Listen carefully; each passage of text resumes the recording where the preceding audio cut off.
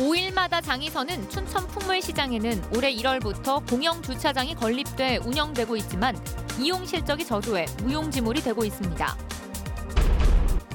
공직선거법 위반 혐의로 기소돼 1심에서 무죄를 선고받은 조인묵 양구군수에 대해 검찰이 항소했습니다. 도내 농산어촌 지역 학생들을 위한 온라인 공동교육과정이 큰 호응을 얻고 있습니다.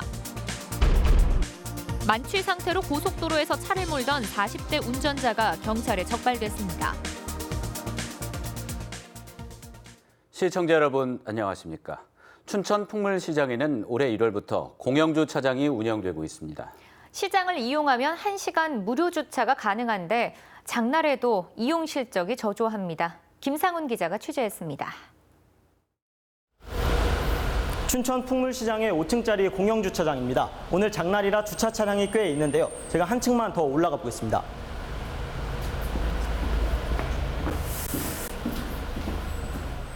(49대가) 주차할 수 있는 3층 주차장. 주차 차량이 거의 없습니다. 4층과 5층은 텅텅 비어 있습니다. 반면 장날을 맞아 시장은 발 디딜 틈이 없습니다. 주차장 바깥으로 나가봤습니다. 점심시간 주정차 허용이 끝난 시간. 장날도 주정차 단속을 한다는 현수막이 있지만 도로를 따라 불법 주정차 차량들이 질비합니다. 공무 수행 차량도 버젓이 주차를 했습니다. 단속이 아예 이뤄지지 않는 것은 아닙니다. 이 차를 보시면요, 종이가 하나 꽂혀 있는데요. 10분 이상 주정차를 하면 과태료를 부과한다고 돼 있는데 최초 적발 시간은 기재가 안 돼 있습니다. 이렇게 단속이 제대로 안 되다 보니 주정차 절대 금지 구간인 횡단보도 위나 소화전 인근에도 역시 불법 주정차 차량이 있습니다. 시장을 이용하면 1시간 무료 주차권을 받을 수 있지만 아직 공영주차장이 있는지 모르는 이용객도 많습니다. 차 되는데 애 먹으셨어요 혹시? 아, 그렇죠. 몇 바퀴 돌았죠. 공영주차장이 있는 건 모르셨어요? 아니요, 몰랐어요. 홍보가 안 됐네. 있어요? 이번엔 상인들에게 주차권을 보여달라고 했더니 가지고 있는 게 없습니다. 장날에만 장사를 하는 상인 200여 명에게는 무료 주차권이 아예 배포되지 않기 때문입니다. 그냥 가져다 사람 없을까요? 그럼 뭐 1시간 주차. 근데 여기 손님이 여기 올 때는 벌써 주차를 하고 있기 때문에 앞으로 점차적으로 뭐 홍보가 되겠지만은 그래도 조금 홍보를 해주시면 고맙죠. 장날에는 관광객들도 많이 찾는 풍물시장. 내비게이션에 풍물시장 공영주차장을 검색해봤습니다. 나오질 않습니다. 관광객이 찾아와도 공영주차장이 있는지 알 방법이 없는 겁니다. 아직 이게 좀 홍보가 아직 설치된 지 얼마 안 돼서 좀 잘 모르시기도 하고, 그래서 또 이용률이 아직까지는 좀 저조한 부분이 있는 건 사실이고요. 혈세 100억 원이 투입된 풍물시장 공영주차장. 시민들이 제대로 이용할 수 있도록 춘천시의 보완 대책이 시급해 보입니다. MBC 뉴스 김상훈입니다. 최근 도내 시군들이 혁신도시 시즌2를 유치하겠다고 나섰습니다. 정확히는 공공기관 2단계 이전을 말하는 것인데요. 총선을 앞두고 정치적 이슈로 부상하면서 일각에서는 과열 경쟁을 부추기지 않을까 하는 우려도 나옵니다. 조성식 기자입니다. 지난해 더불어민주당 이해찬 대표가 공공기관 추가 이전을 언급했습니다. 전국 혁신도시 10곳에 153개 공공기관을 이전한 데 이어 추가로 수도권 내 122개 기관을 적합한 지역으로 옮기겠다는 겁니다. 하지만 아직 새로운 이전 계획에 대한 방향성도 설정하지 못한 상황. 사회적 논의를 통해서 공감대가 먼저 형성이 되고, 즉 추가 이전을 한다라는 방향성이 먼저 설정이 돼야 되는데 이게 아직 모아지지는 않은 것 같아요. 그런데 도내 몇몇 시군들이 벌써 이전 기간 유치를 선언했습니다. 강릉에서는 혁신도시 유치 포럼을 시작으로 본격적인 여론 조성에 나섰고, 춘천시는 구체적 분야를 정해 관련 공공기관 유치에 총력을 쏟겠다는 계획을 밝혔습니다. 원주시도 TF 구성을 준비하며 본격적인 유치 전에 대비하는 모습입니다. 내년 총선을 앞두고 새로운 이전 공공기관 유치가 정치적 이슈로 급부상하고 있습니다. 하지만 우려의 목소리도 높습니다. 정책에 정확한 내용이 없는 상황에서 공수표로 주민들을 현혹시키고 과열 경쟁을 부추겨 도시 간 반목을 키울 수 있다는 지적입니다. 내년 총선에서 좀 악용될 가능성, 또 그것으로 인한 소지역주의, 지역 갈등 이런 문제들이 유발될 가능성이 크고요. 지금은 정부의 계획이 어떻게 정해질지 이걸 제대로 챙기는 게 가장 중요할 것 같습니다. 혁신도시의 활기를 불어넣으려는 의도로 기획되고 있는 공공기관 추가 이전. 실효성을 따지기도 전에 정치적 이슈로 급부상하면서 벌써부터 과열 조짐을 보이고 있습니다. MBC 뉴스 조성식입니다. 강원도만의 지형적인 특수성 때문에 일괄적으로 적용되는 수질오염 총량제는 불합리하다는 지적이 나옵니다. 오랜 기간 최고 등급의 수질을 유지한 만큼 지원을 통해서 도내 시군이 자발적으로 청정도를 지키도록 하는 정책이 대안으로 거론되고 있습니다. 황구선 기자입니다.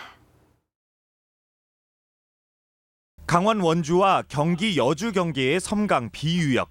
이곳의 연평균 질소 화합물량 총인 농도는 0.07ppm, 생화학적 산소 요구량 BOD는 1.5ppm입니다. 환경부가 제시한 BOD 목표는 맞췄지만 총인의 경우는 다릅니다. 이 유역에서 앞으로 환경부 목표 수질을 맞추기 위해서는 총인 0.001ppm을 줄여야 합니다. 흐르는 섬강물 양을 기준으로 총인 0.001ppm을 줄이려면 인구 3만 명이 거주하는 시설 개발을 제한해야 한다는 분석이 따릅니다. 강원도는 실질적으로 지금 개발 행위가 좀 많이 부족한 편이잖아요. 그러다 보니까 수질오염 총량제 같은 것들이 실시가 되면 그 발전에 저해될 요인이 있을 수 있으니 좀 더 현실적이고 좀 더 효율적으로 2년 뒤 시행될 수질 오염 총량제의 핵심은 현재의 수질보다 개선하거나 최소한 유지해야 하는 수질 악화 방지 원칙. 이미 수질 1등급인 도내 하천 수질을 더 개선해야만 합니다. 1등급에 가까운 청정도를 유지해야 하는 강원도는 수도권에 비해 오염 기준이 2배에서 최대 20배까지 엄격하게 적용됩니다. 또 산림이 많아 자연 상태에서 배출되는 오염원이 전체의 절반이 넘고 이 오염원은 인위적으로 통제할 수 없다는 것도 문제입니다. 타 시도와 같은 일괄 규제가 적절하지 않다는 지적이 나오는 이유입니다.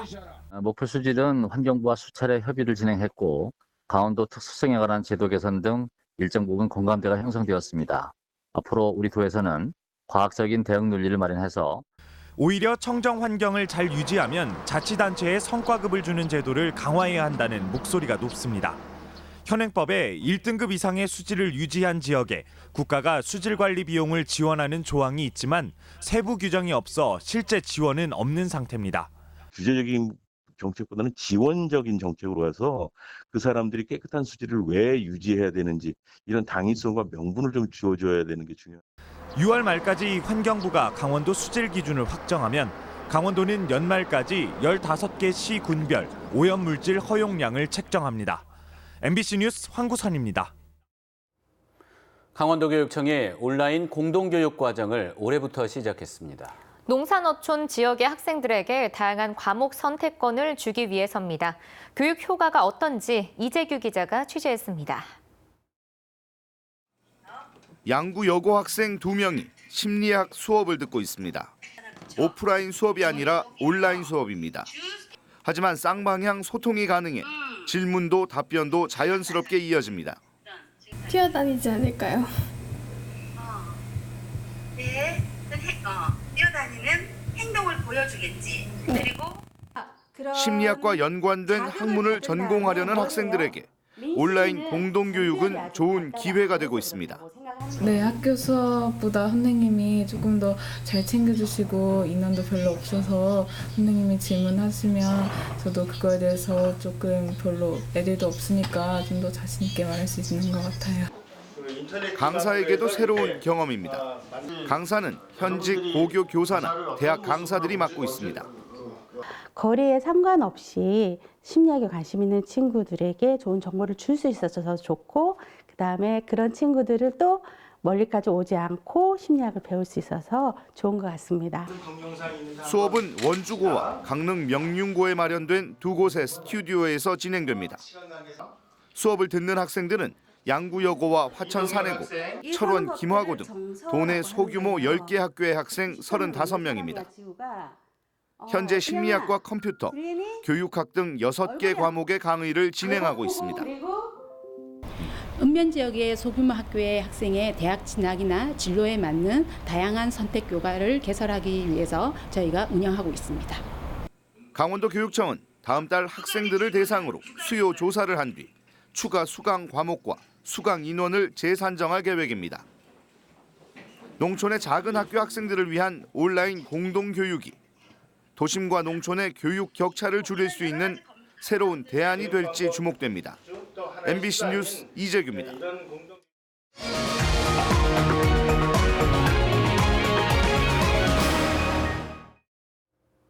공직선거법 위반 혐의로 기소돼 1심에서 무죄를 선고받은 조인묵 양구군수에 대해 검찰이 항소했습니다. 춘천지방검찰청은 1심 법원의 무죄 판단이 범죄 행위에 대한 사실 오인과 법리 오해가 있었다고 보인다며 항소를 통해 다시 법원의 판단을 받겠다고 밝혔습니다. 조인묵 군수는 지난해 선거를 앞두고 자신이 집필하지 않은 책에 편저자로 이름을 올리고 출판기념회에서 자신을 저자라고 말해 허위 사실을 공표한 혐의로 기소됐습니다. 홍천 철도 양수발전소 유치 범군민추진위원회가 오는 20일 홍천문화예술회관에서 발대식을 갖고 본격적인 활동에 나섭니다.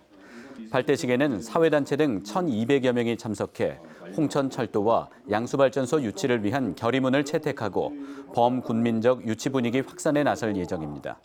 추진위원회는 지역 발전을 앞당길 수 있도록 2가지 사업을 적극 유치할 것이라며 군민들의 많은 참여를 당부했습니다. 강원도는 산불 피해 시설의 신속한 복구와 안정적 농업 경영을 위해 농업 분야 복구 계획을 확정했습니다.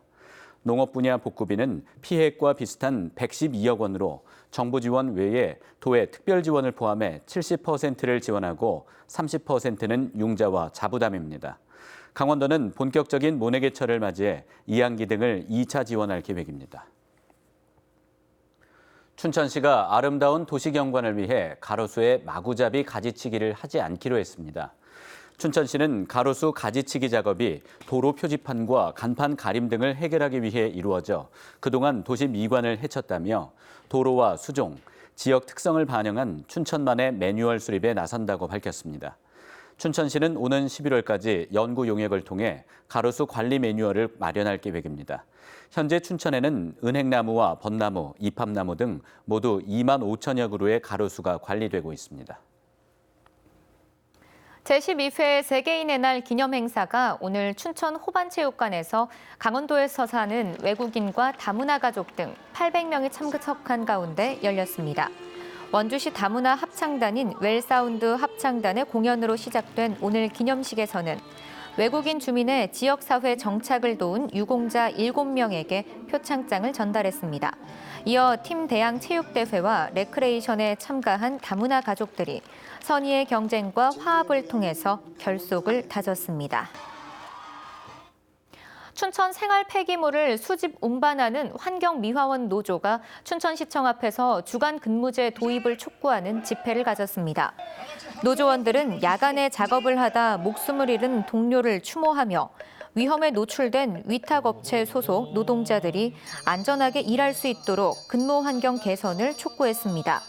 또 노동 환경 개선을 위해서 생활 폐기물 수집 운반 노동자들을 공무직으로 전환하고 주 5일 근무와 주간 근무제를 즉각 도입해달라고 춘천시에 요구했습니다. 강원지방경찰청 고속도로 순찰대는 어제 오후 8시 50분쯤 중앙고속도로 춘천 방향 홍천 IC 인근에서 술을 마시고 시속 30에서 40km 정도로 저속 운전을 한 47살 김모 씨를 적발해 입건했습니다. 당시 김 씨의 혈중 알코올 농도는 0.152%로 면허 취소 수준이었습니다. 김 씨는 경찰에 홍천에서 저녁 식사를 하며 소주 한 병을 마셨고 집에 가기 위해서 춘천으로 차를 몰았다고 진술했습니다. 춘천 농업인단체 협의회가 오늘 북한 통일사를 보내기 위해서 모내기 행사를 가졌습니다. 춘천 농업인단체 협의회는 춘천시 신동에서 통일살 손모내기를 하면서 남북 농업 교류와 북한 통일살 보내기를 통해서 통일에 더 가까워지기를 기원했습니다. 또 이들은 대북 제재를 해제하고 쌀 교류 등 남북 간 농업 교류를 시작으로 남북 관계가 더욱 진전되기를 희망했습니다. 이상으로 뉴스데스크 강원을 마칩니다. 고맙습니다.